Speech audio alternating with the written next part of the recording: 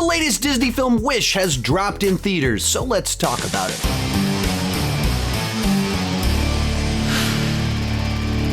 Hi, my name is Sean, and I love to talk about movies and TV way too much. With that in mind, go ahead and join me down below in the comment section. Share your thoughts on the latest Disney film, Wish. Did you love it? Did you hate it? Are you somewhere in the middle? And let's get started with our review. And I feel like the movie Wish plays into a bit of a unique place in that it's designed to remind you, to pay tribute to their film studio's legacy. It's part of the Disney 100 celebration. Disney's turned 100, and they wanted to make a movie that just celebrates all the tropes of all of their animated films. So it leans heavily into all these familiar plot beats. I mean, the main plot of the movie is built on When You Wish Upon a Star,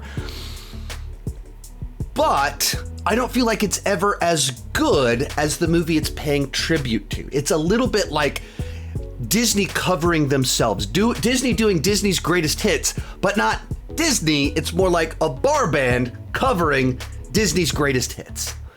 And bar bands can do a great job, but they're just playing the right notes and not quite as good, not quite as fresh as the original.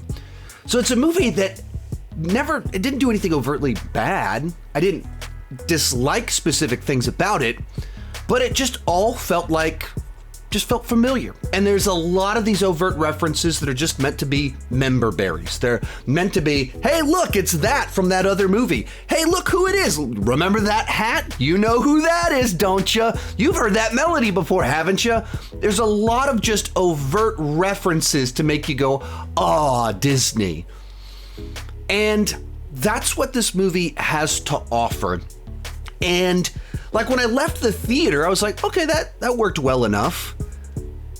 But I saw it a week ago, and here we are. And I'm just kind of like, okay, it didn't leave much of an impact. It exists just to be another Disney movie that feels reminiscent of other Disney movies. Like in the first 10, 15 minutes, I was like, this is exactly like Encanto. This is like, they're just trading out the gimmick of the town. Our girls walking through it. We're waiting for someone to get their thing.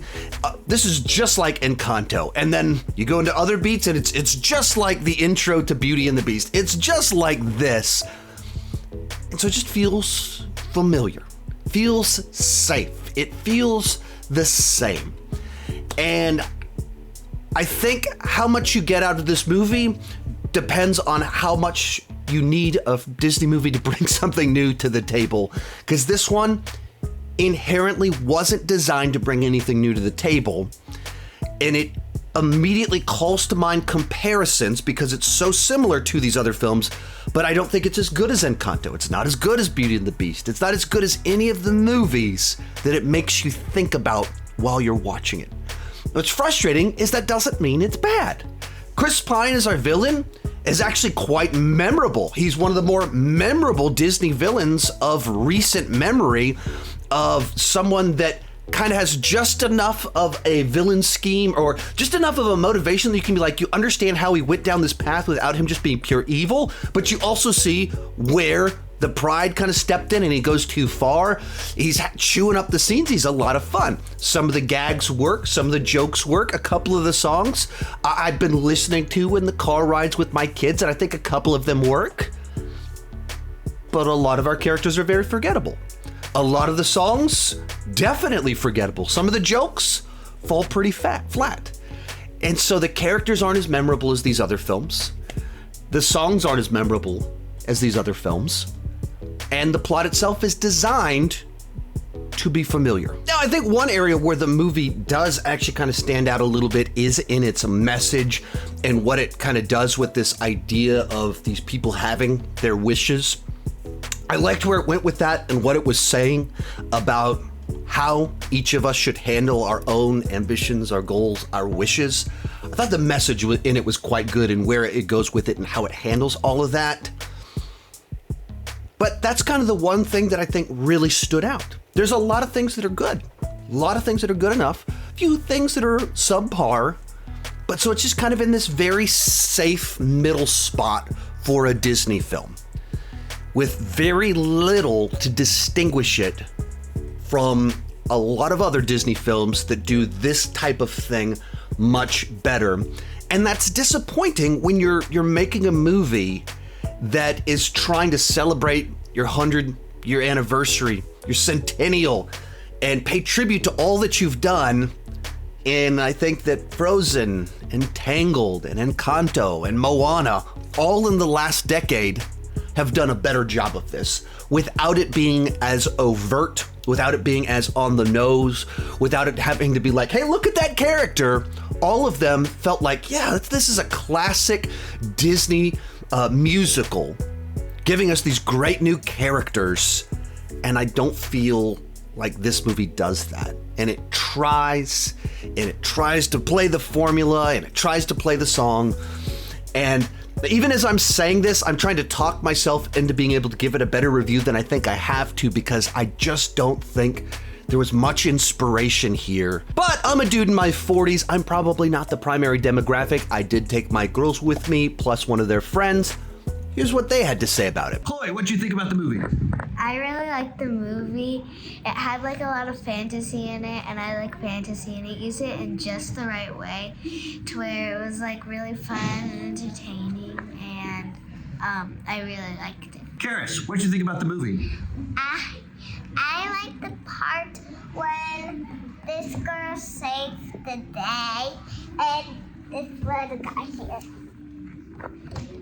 Did you like the movie? Yeah, and I feel funny when he was talking, because at school I'm like, I'm a talking cat at school, because I pretend to be a talking cat when I wake up, because I'm a cat. As someone that's seen the movie and knows Karis, I have no idea what any of that means. I made this wish from wish to Murphy. I made this wish. I made this wish. Real quick before I give you my final thoughts, remember to share your thoughts down below in the comments section. Also, a couple years back when Encanto came out, I did a video where I ranked all of the Disney Studios animated canon. And that was a year-long project. I watched every single one of them during 2021.